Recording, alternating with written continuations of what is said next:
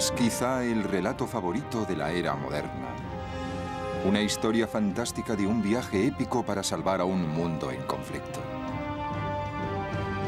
La trilogía literaria de El Señor de los Anillos empieza a cobrar vida en la primera de las 3 películas de New Line Cinema. La película cuenta un viaje mítico para destruir un anillo, lo que librará al mundo de un gran mal. There are markings. It's some form of Elvish. I can't read it. There are few who can. A primera vista, la película evoca un mundo totalmente distinto al nuestro.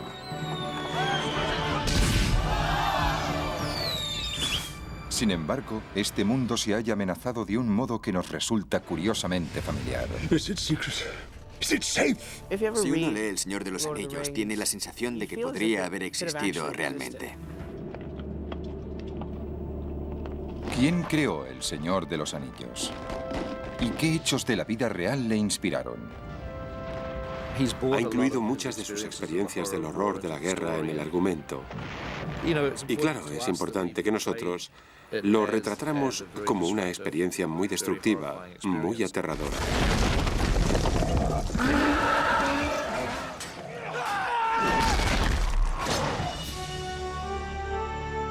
¿Cómo arroja luz este mundo imaginario sobre los enigmas de nuestro pasado ancestral?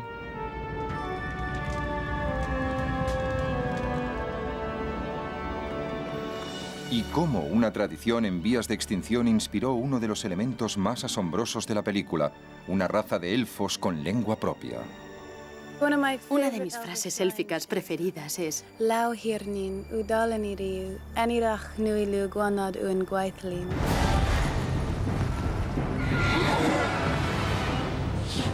¿Refleja este viaje para librar al mundo del mal nuestra lucha contemporánea?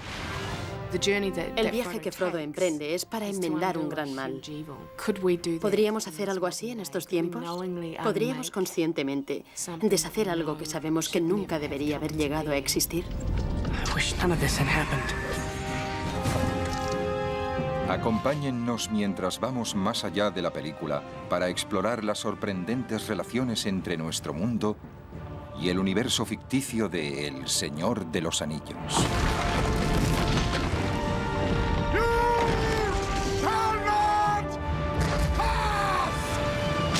El Señor de los Anillos.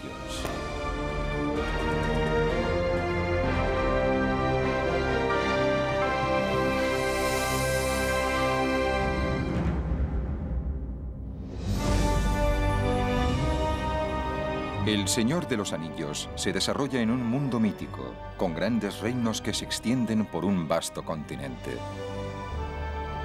En este lugar llamado Tierra Media, no todo va bien.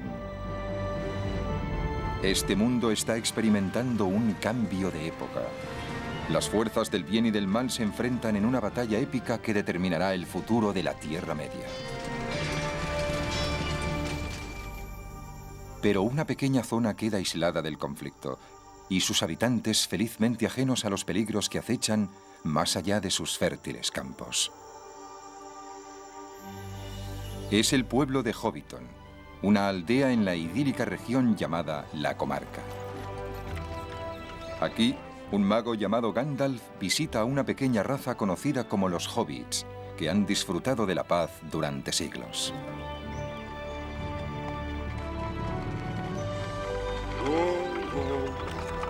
El creador de este lugar mítico fue el autor visionario J.R.R. Tolkien. Su imaginación engendró El Señor de los Anillos, un relato épico que algunos han llamado la historia del siglo. Creo que es una historia increíblemente filosófica y en muchos sentidos una meditación sobre la amistad y el valor, la humildad y no eludir por miedo la oscuridad de nuestra alma ni la claridad. La mayoría de las historias fantásticas están como en el aire, no tienen una base. El editor Rainer Unwin fue amigo de Tolkien durante toda su vida. Pero la historia de Tolkien es única en la medida en que tiene sus raíces en hechos reales. ¿Cuáles son las raíces en la vida real de El Señor de los Anillos? La historia de Tolkien se inició en el pueblo inglés de Serhol. El paisaje rural de los alrededores de su pueblo desempeñó un papel fundamental en la formación de Tolkien. No solo desarrolló un intenso amor por la naturaleza, sino también el profundo sentido de la responsabilidad de protegerla. Tolkien creció en un mundo insular donde la gente se sentía a salvo y lejos del caos que estaba a punto de desencadenarse en toda Europa. Esta es una zona magnífica para las aventuras infantiles, el pueblo y los alrededores de Serhol. Detrás de nosotros está el molino por el que Tolkien y su hermano trepaban para molestar al molinero y curiosear. Estaban los bosques, el pantano de Masley, solo a unos 100 metros a nuestra izquierda. Creo que los paisajes ejercen un poderoso efecto en cualquier escritor. Pueden apreciarse estrechas conexiones entre, digamos, la zona de Serhol y lo que aparece en los libros. El director de El Señor de los Anillos, Peter Jackson, decidió rodar la versión cinematográfica de la Tierra Media en su Nueva Zelanda natal. Pero encontrar el lugar perfecto para representar Hobbiton no fue fácil. Hobbiton fue una localización muy importante para nosotros. Una de las dificultades era que Nueva Zelanda no tiene paisajes rurales de estilo inglés, con setos y ondulados campos verdes, y la imagen que uno tiene claramente de Hobbiton si lee los libros. Así que exploramos el país al norte, al sur, al este y al oeste, y encontramos esta pequeña joya. Uno de nuestros localizadores había descubierto un terreno al fondo de una enorme granja y entramos y pensamos, Dios mío, acabamos de llegar a la comarca.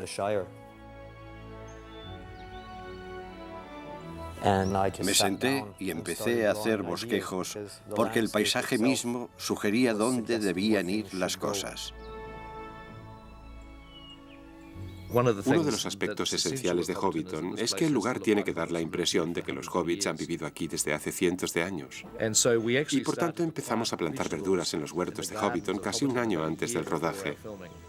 Tuvimos que plantar repollos, coles de Bruselas y zanahorias, dejando que Hobbiton germinara, por así decirlo, y se convirtiera en un lugar real. El Señor de los Anillos es una mitología, es un cuento de hadas, es una historia de aventuras. Nunca ha ocurrido excepto en algún lugar de nuestros corazones. Y sin embargo había hobbits en 3 dimensiones y humo saliendo de los agujeros donde vivían bajo tierra. Y yo creí. ¿Quiénes son los hobbits con quienes Gandalf está tan encandilado? ¿Están basados en la realidad?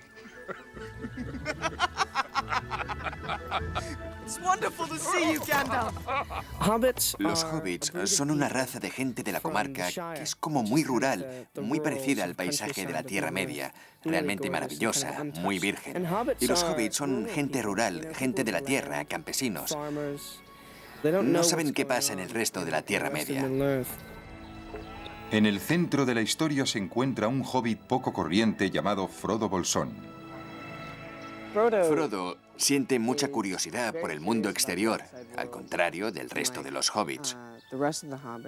Los hobbits, por naturaleza, tienden a querer quedarse en la comarca. No quieren salir de ella, quieren sentirse seguros, quieren estar donde viven a gusto. Los hobbits son en realidad muy parecidos a la gente entre la que Tolkien creció en esta zona rural de las afueras de Birmingham.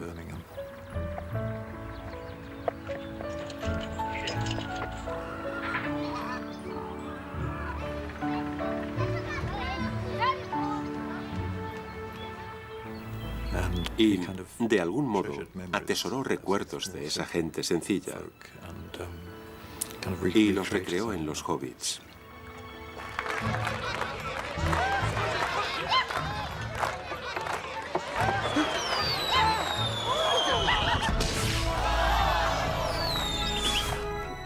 Me gusta especialmente cuando Gandalf el Gris juega con los hobbits, que le caen muy bien, principalmente porque les gusta beber, charlar, comer bien y fumar. Adoran la tierra, adoran la vida, adoran la comida. Si pueden tomar 6 comidas y un buen trago y cantar, entonces los hobbits son muy felices. Creo que es muy importante mostrar al principio de la película que hay una parte del mundo que merece salvarse. Todas las cosas por las que pasamos merecen la pena por este asombroso lugar llamado la comarca.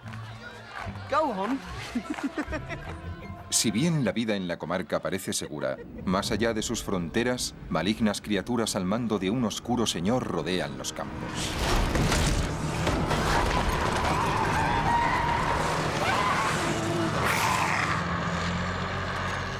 Cuando Tolkien llegó a la adolescencia, el hogar de su infancia se hallaba bajo una amenaza comparable. Los tentáculos de la industria se habían extendido hasta Serhol. Tolkien contempló horrorizado la destrucción de su amado paisaje debido al desarrollo desenfrenado. La revolución industrial de Inglaterra, que alcanzó su punto álgido hace un siglo, había esclavizado a los niños en las fábricas.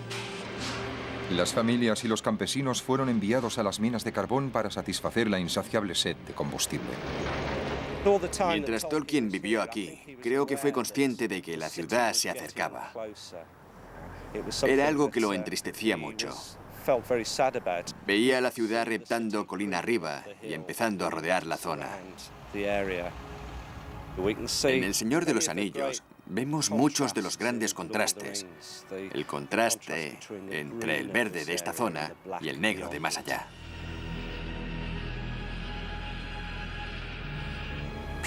La gente intentaba comprender cómo afectaría esto a la experiencia humana. Y por eso, en cierto modo, rememora una comunidad, esta utopía, si se quiere, que se halla realmente bajo una amenaza, que está siendo atacada por fuerzas malignas.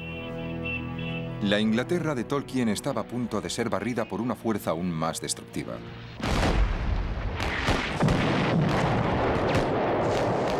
La Primera Guerra Mundial tendría también un gran impacto en el Hobbiton de su imaginación. En la película, el mago Gandalf reconoce el peligro encarnado por un simple aro de oro. En El Señor de los Anillos, Gandalf ha venido a advertir a Frodo acerca de un anillo que el Hobbit ha heredado. Los anillos son objetos poderosos y un anillo no tiene fin. Da vueltas y vueltas y dentro puede contener, supongo, una gran maldad así como una gran fuerza positiva. It's some form of Elvish. I can't read it. In the common tongue, it says, one ring to rule them all. One ring to find them. One ring to bring them all. And in the darkness, fight them. El anillo es un talismán, ¿no? Es un instrumento de poder. Una idea brillante, porque los anillos, claro está, han estado presentes en toda historia, en toda leyenda, en todo mito, con un poder todopoderoso, definitivo.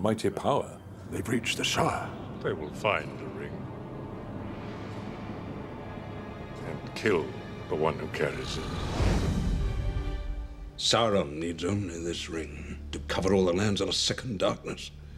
Gandalf le dice a Frodo que debe sacar el anillo de la comarca antes de que las terribles fuerzas que buscan el anillo lo encuentren allí. Así que Frodo parte para alejar el peligro de su tierra, acompañado por 3 amigos hobbits, Sam, Merry y Pippin. Creo que es importante que sea de esta pequeña raza de gente humilde que vive en esta reducida comunidad, de donde sale el héroe capaz de irse y realizar este fantástico viaje y derrotar a todas esas poderosas fuerzas. Poderosas fuerzas avanzaban también hacia el conflicto durante la juventud de Tolkien. 1914. Gran Bretaña se une a los aliados y entra en la Primera Guerra Mundial. Al igual que el mapa de la Tierra Media de Tolkien, las fronteras políticas de Europa se desplazan en un mortal juego de poder entre las potencias centrales. Al resultado de esta confrontación se le llama la guerra que pondrá fin a todas las guerras. En 1916, Tolkien y la mayoría de sus condiscípulos de Oxford son enviados al frente para sumarse a una alianza contra el gran enemigo común. It was a glorious thing to lead your men and, if necessary, to die for your king and country. Paddy King sirvió junto a Tolkien en los fusileros de Lancashire, mostrados en estas insólitas secuencias. Cuando llegaron a primera línea, la heroica imagen de la guerra de estos jóvenes chocó con la horrorosa realidad del campo de batalla. Sus vívidas impresiones quedaron expresadas en las crónicas enviadas a casa. Frente a nosotros había una línea de 30 kilómetros, atrincherada y fortificada, defendida por decenas de ametralladoras. No había opción para la caballería. Philip Gibbs. The average life of a infantry subaltern is lucky if he lasted 6 weeks, I should think. La primera línea era una terrible cicatriz que discurría a través de campos verdes ondulados. Era una cicatriz compuesta de barro y sangre y tierra bombardeada.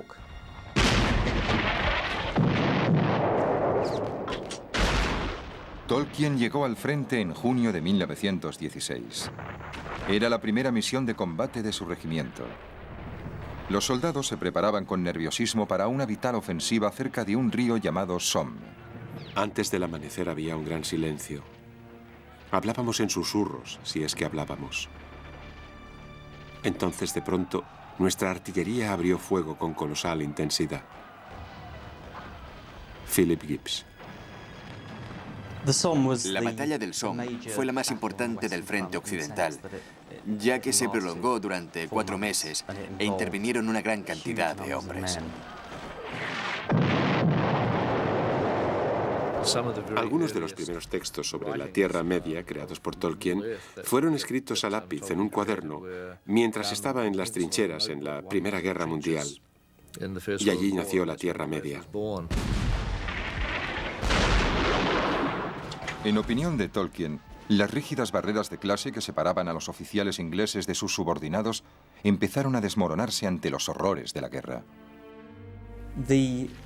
La estructura del ejército en Gran Bretaña, por aquel entonces, era muy clasista. Los oficiales se seleccionaban entre aquellos que habían estudiado en la universidad, entre hombres como Tolkien. La infantería, conocida como carne de cañón, eran gente corriente. En el caso del batallón de Tolkien, eran mineros y obreros textiles de Lancashire. El contraste existe en El Señor de los Anillos. Frodo es un hobbit de clase media, educado y acomodado. Y Sam es su jardinero. If I take one more step, it'll be the farthest away from home I've ever been. Es un chico del campo. Come on, Sam. Sea cual sea el lazo que hay entre ellos, es un reflejo, como Tolkien dijo, del lazo que surgió entre oficiales y soldados rasos. En tanto que el lazo que experimentó con sus camaradas sin duda influyó en su futura obra, las imágenes de la guerra tuvieron quizás un impacto aún mayor en la creación de Tolkien.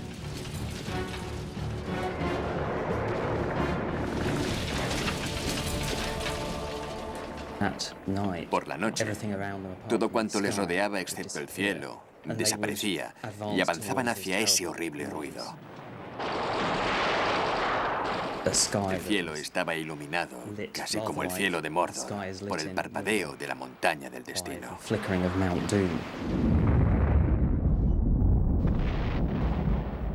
Ha incluido en la historia muchas de sus experiencias sobre el horror de la guerra. Y claro, era importante para nosotros reflejarlo como una experiencia muy destructiva, muy aterradora.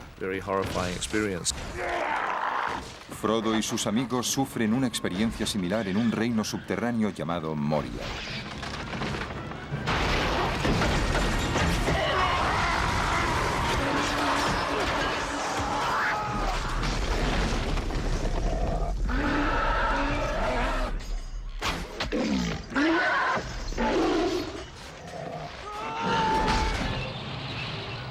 En la batalla del Somme, Tolkien y sus camaradas se encontraron enfrentados con las monstruosas máquinas de guerra de la era industrial. Tanques, gas venenoso y ametralladoras segaron literalmente las vidas de los hombres en una brutal carnicería.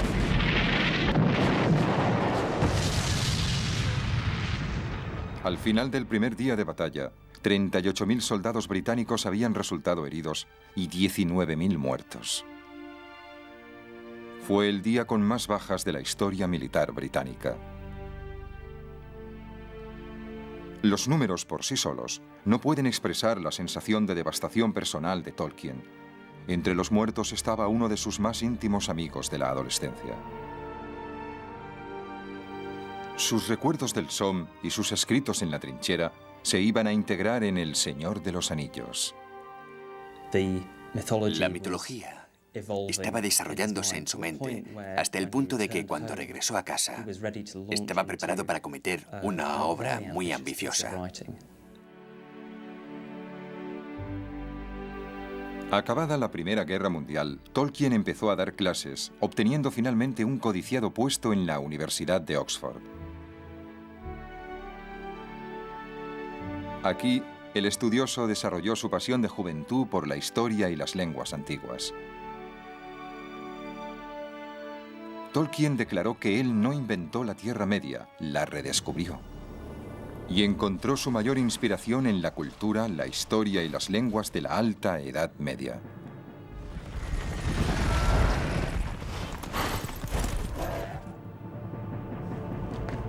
En la película, Gandalf visita una antigua biblioteca donde pretende confirmar su sospecha de que el anillo es la perversa creación del oscuro señor Sauron. Gandalf al principio se da cuenta de que tienen el verdadero anillo y lo descubre yendo a la gran biblioteca de Minas Tirith y consultando los libros averigua la verdad. Tenemos pues a Gandalf, el académico, y el propio Tolkien era un académico. Creo que en Gandalf hay mucho de Tolkien. El descubrimiento de Gandalf en la gran biblioteca provoca una reunión de representantes de toda la Tierra Media para debatir sobre el futuro del anillo. Entonces Frodo se ofrece voluntario para ser el portador del anillo y llevarlo a la montaña del destino, donde debe ser destruido. Mr. Frodo's not going anywhere without me. We're coming too. You'll have to send us home tied up in a sack to stop us. 8 voluntarios se ofrecen para acompañar a Frodo en su viaje. You shall be the Fellowship of the Ring.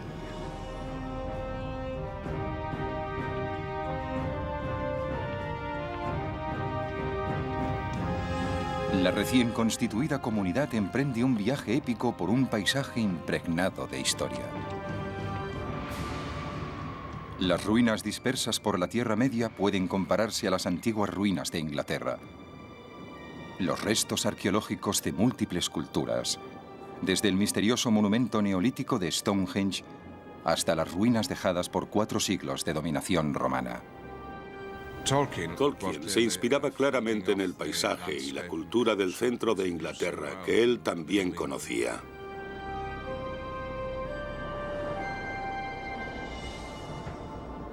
La época que Tolkien conocía mejor se denomina Período Anglosajón y dio origen a una de las lenguas dominantes, el inglés. La palabra Inglaterra alude a la tierra donde vivían los anglos. El profesor Martin Carver de la Universidad de York es un eminente arqueólogo familiarizado con la historia anglosajona. Los anglos hablaban el anglo y por eso lo hablamos nosotros. Los anglos y los sajones eran guerreros y marineros germanos que navegaron hasta Britania en el siglo V. Lucharon como mercenarios en una etapa de grandes migraciones y batallas tribales en toda Europa. Hay un periodo de grandes cambios, enormes, en los siglos V y VI, tremendos cambios. Durante este cambio de épocas, los anglosajones se establecieron en Inglaterra. Dado que en su mayoría eran analfabetos, La saga sobre sus heroicos antepasados marineros se transmitió a través de relatos y canciones. Hay una gran fogata y la hidromiel, la cerveza, corren de mano en mano. La gente canta. Y de esas canciones y esas conversaciones proceden todos los valores compartidos y todas las cosas que la gente quiere perpetuar. La mayoría de estos relatos míticos se perdieron tras la conquista normanda de Inglaterra en el siglo XI. Al eclipsarse la cultura anglosajona, se extinguió su gran tradición oral.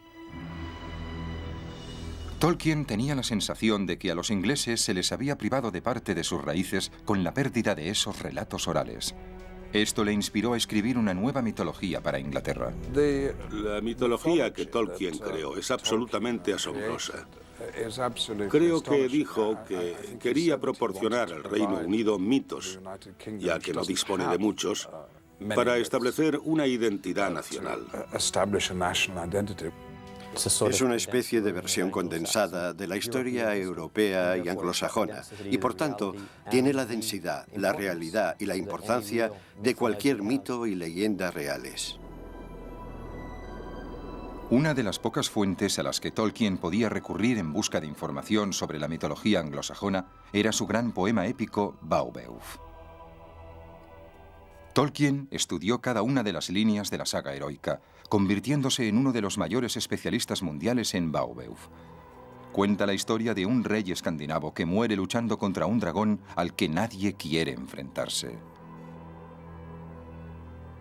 Una de las escenas más vívidas de Beowulf describe el solemne enterramiento del rey en el mar, en la bodega de su barco, rodeado de tesoros. Durante siglos se consideró solo una leyenda. Pero en 1939 se hizo un asombroso descubrimiento. En la costa este de Inglaterra, en Sutton Hoo, los arqueólogos británicos desenterraron un antiguo barco, la cámara mortuoria.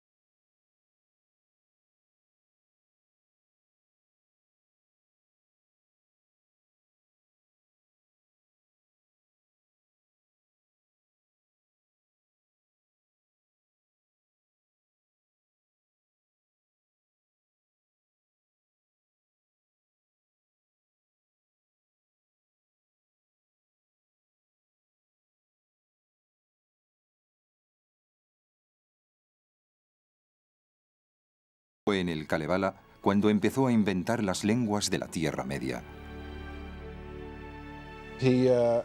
Intentaba construir lenguas en las que quedara la impronta de aquello que él admiraba. El quenya, el latín élfico, creo que se basa claramente en el finlandés. Le gustaba mucho el finlandés. Le gustaba mucho la tradición literaria finlandesa que le atrajo desde temprana edad. Tolkien no solo estaba fascinado por la lengua del Kalevala, también encontró en él temas eternos y personajes arquetípicos. El héroe del Kalevala es un anciano y sabio jefe con poderes mágicos. La figura central es Vainamoinen, un gran chamán que recurre a los conjuros para alcanzar sus objetivos y mejorar las condiciones de vida de su pueblo.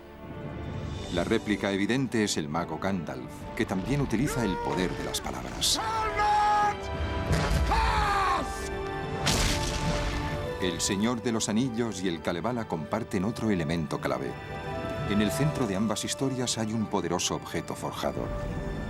En el poema finlandés se llama Sampo. Al igual que el anillo, trae la fortuna a su dueño, pero al final es destruido para garantizar la paz. ¿Cuál es en última instancia la lección del Kalevala? Lo que más me impresiona del Kalevala es que recalca la importancia de hacer el bien a tu pueblo, en hacer las cosas por su bien y para su gozo.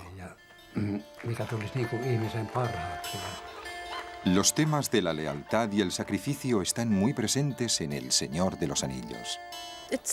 Es tan hermoso porque, para mí, y creo que para todo el mundo, no puede hacerse nada sin el aliento de los seres queridos y los amigos que te ayudan a superar los problemas. En nuestro mundo moderno, se da más valor al individuo que a la comunidad. Cuando miro las fotografías de Karelia de hace 100 años, tengo casi la misma sensación que tenía con Jussi. Quiero decir que tenía la sensación de estar en presencia de 15.000 años de historia concentrados en ese ser humano. Y también sentía una profunda tristeza, porque también sentía que estaba en el punto final de ese lugar. Tenía la sensación de que la aldea que visitamos no era tanto una aldea como la sombra de lo que había sido. Jussi era su único habitante. El Kalevala, como toda mitología, describe la lucha entre el bien y el mal.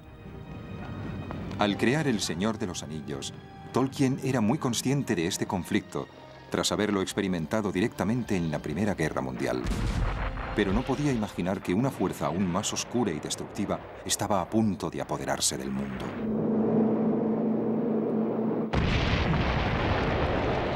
En 1939, Alemania invade Polonia. Los nazis lanzan una campaña de terror contra los judíos. Gran Bretaña declara la guerra. Y J.R.R. Tolkien ha empezado un manuscrito que ahora titula El Señor de los Anillos. Los primeros capítulos eran bastante alegres. Luego llegamos a la guerra, y luego había periodos en que apenas era capaz de escribir. Fue una guerra muy deprimente para él. Bueno, para la mayoría de nosotros. Pero él tenía hijos en el frente. Y todo aquello en lo que creía parecía desintegrarse. Me conmueve el hecho de que Tolkien escribiera El Señor de los Anillos durante la Segunda Guerra Mundial, de que el propio hijo de Tolkien, Christopher, estuviera sirviendo en Europa luchando contra el mal supremo. Tolkien comprendió claramente la horrenda naturaleza del mal que personificó en algunos de los líderes más poderosos de la Tierra Media. El mago y caudillo Saruman es uno de esos personajes. Ha creado un ejército de soldados monstruosos en su deseo de obtener el poder del anillo para conquistar el mundo. One of the halflings carries something of great value. Ha habido muchos Sarumans en mi vida que empezaron como hombres de gran talento, intelecto y poder, y que luego se corrompieron. Who went wrong, killed the others.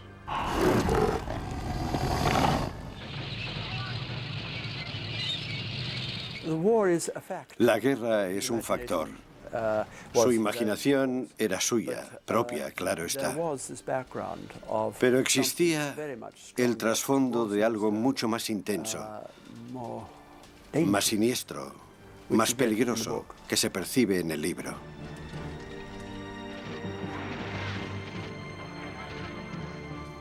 En el verano de 1940, Hitler ordenó el bombardeo de las ciudades inglesas.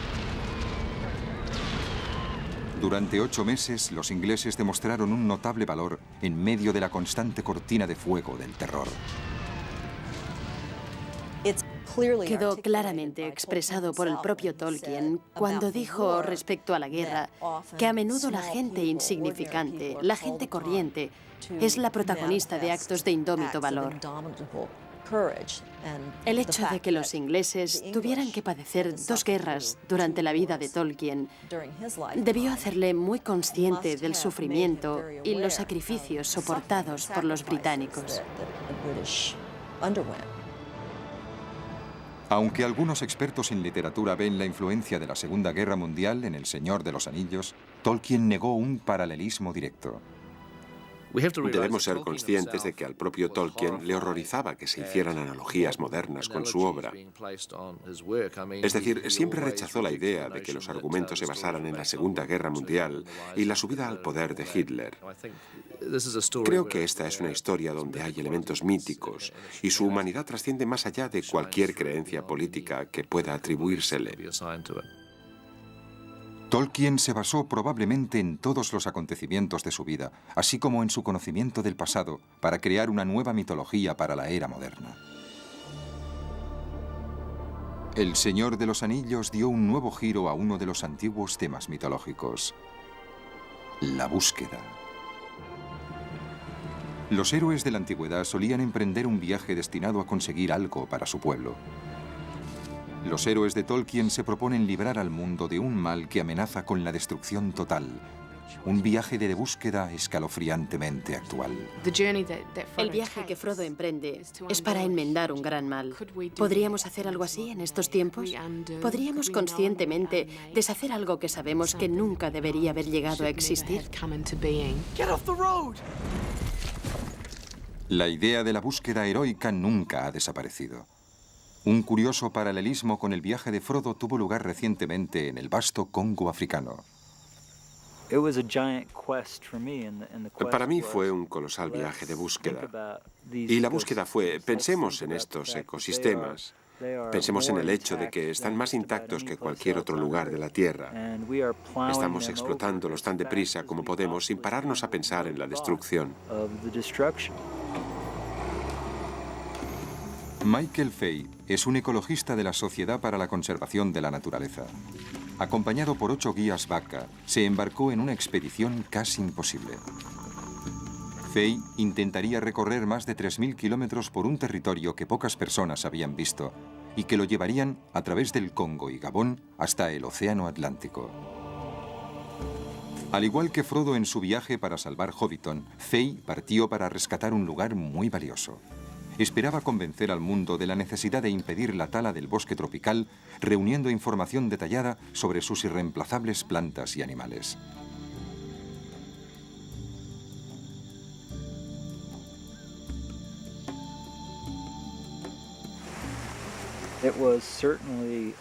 Era el viaje más grandioso e imposible que podía concebir.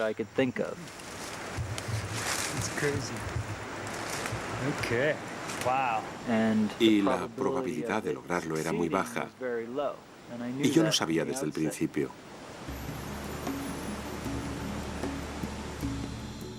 Fay adora esta parte de África donde ha vivido durante 20 años. A medida que su pasión por la ecología va en aumento, ha ido valorando la idea de Tolkien de salvar lo que es valioso en el mundo. Este libro me permitió ahondar en esta gran aventura que me ha llevado a un lugar donde los seres humanos no son superiores a nada más. Y eso sin duda ha permanecido conmigo. Ahora hay tanto en juego como en los tiempos de Tolkien. El mal del que Fey quiere salvar a este mundo es el desarrollo desenfrenado.